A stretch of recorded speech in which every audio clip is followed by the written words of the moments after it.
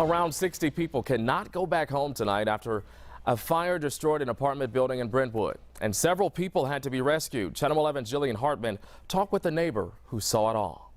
Officials tell me 12 people, including children and a baby, were trapped inside this apartment building when the fire broke out. But thankfully, police officers and fire crews got here in time to rescue everyone. Now, I spoke with one neighbor who tells me he witnessed the whole thing. It was just frightening.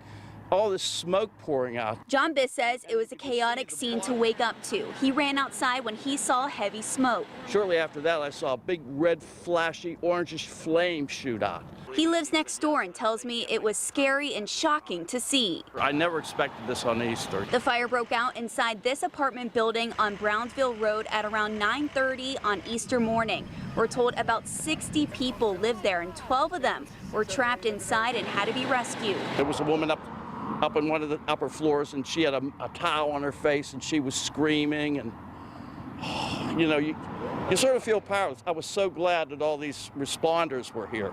Brentwood EMS says thankfully everyone got out okay. It was a group effort between several fire departments and Brentwood Borough police officers, all while following CDC's COVID-19 guidelines.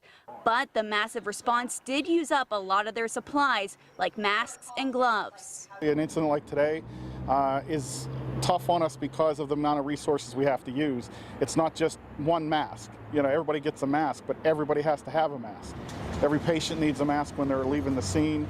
Every personnel on the scene that's touching a patient needs a mask. They still have enough supplies to cover calls, but just hope they don't run out. Now, officials say 10 people, including 3 firefighters, were taken to nearby hospitals, but we're told they're expected to be okay. At this time, about 60 people are displaced, and the Red Cross is helping affected families with clothes, shelter, and food.